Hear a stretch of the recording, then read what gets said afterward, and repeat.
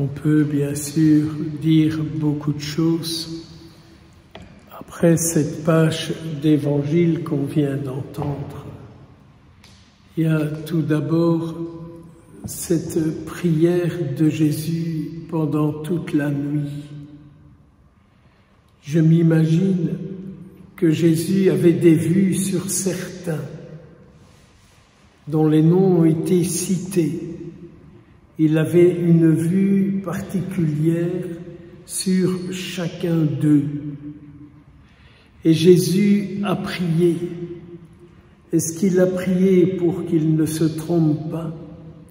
Ou est-ce qu'il a prié pour ceux qu'il allait choisir, afin qu'en rien il ne soit un obstacle à sa mission à lui? Et donc, je m'imagine Jésus qui passe toute la nuit et qui les voit devant lui, chacun à leur tour. Et de notre Seigneur Jésus qui dit, à lui, il y aura ça, celui-là ça, celui-là ça, celui-là ça et encore ça. Ne croyez-vous pas que Jésus fait la même chose sur vous et moi ce matin? Que Jésus nous regarde chacun et qu'il voit s'il peut compter sur nous et jusqu'à quel point il peut compter sur nous. Il aura peut-être dit sur Judas, « Ah, mais il est fort, il gère pas mal les affaires, on pourra lui confier l'argent du groupe. À lui, on pourra lui confier ça. Il m'est attaché et il y aura certainement moyen qu'il fasse quelque chose de bon. » Et finalement, Judas, dans sa trajectoire, a fait tout à fait le contraire de ce que le Seigneur espérait de lui.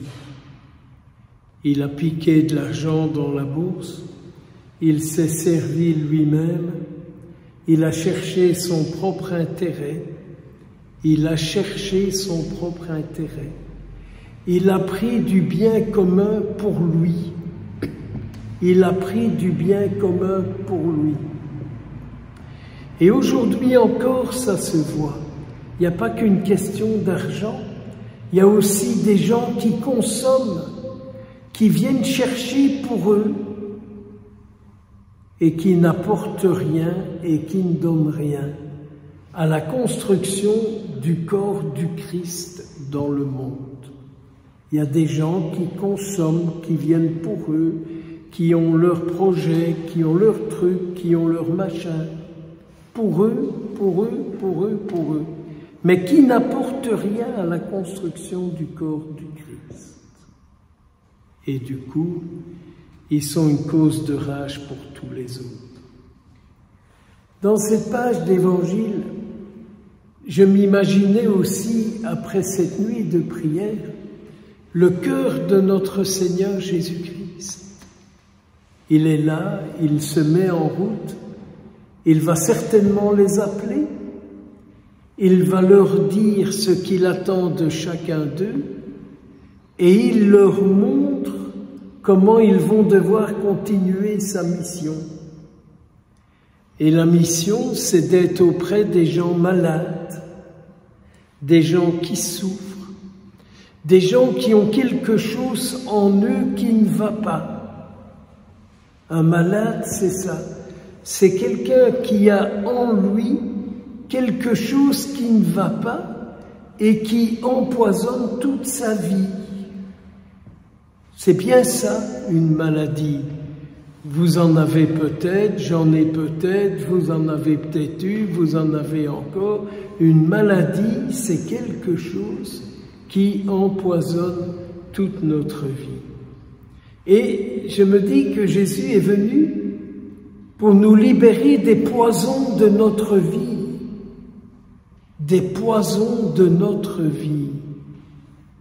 Alors j'étais bien obligé de lui dire dans ma pauvre prière, mais voilà mes poisons. Voilà les poisons de ma vie. Voilà les poisons de ma vie. Des souvenirs de ceci, des personnes qui cela, des choses que j'ai dites, des choses que j'ai faites, des obsessions que j'ai, et combien d'autres trucs. Le Seigneur vient pour nous délivrer, pour nous guérir de tous les poisons de ma vie.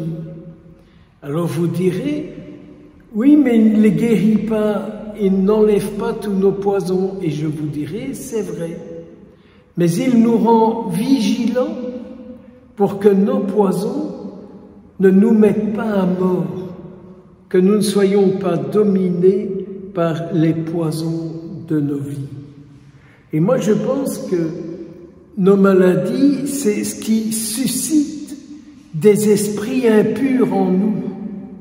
Nos maladies peuvent mettre en nous des esprits impurs, des dépendances à ceci, des dépendances à cela, et tout ce que vous voudrez. Et le Seigneur est venu pour ça. Et c'est un peu comme s'il disait aujourd'hui à Saint-Jude, à Saint-Simon, mais à tous les autres qu'il a choisis hier et qu'il choisit aujourd'hui, voilà ce que j'attends de vous. D'être proche des malades, d'être proche de ceux qui ont des esprits impurs, d'être proche de ceux qui. Et si vous en êtes dans cet état-là, sachez une chose, qu'alors je serai avec vous. Parce que si vous avez vis-à-vis des autres le même souci que moi j'ai pour eux, sachez que je serai toujours avec vous. Je crois qu'il nous faut entendre l'engagement du Christ. Si tu as pour les autres le même souci que moi j'ai pour eux, ne t'inquiète pas, tu peux être certain, je suis alors avec toi. Bénis-nous, Seigneur, toi au nom du Père, du Fils et du Saint-Esprit.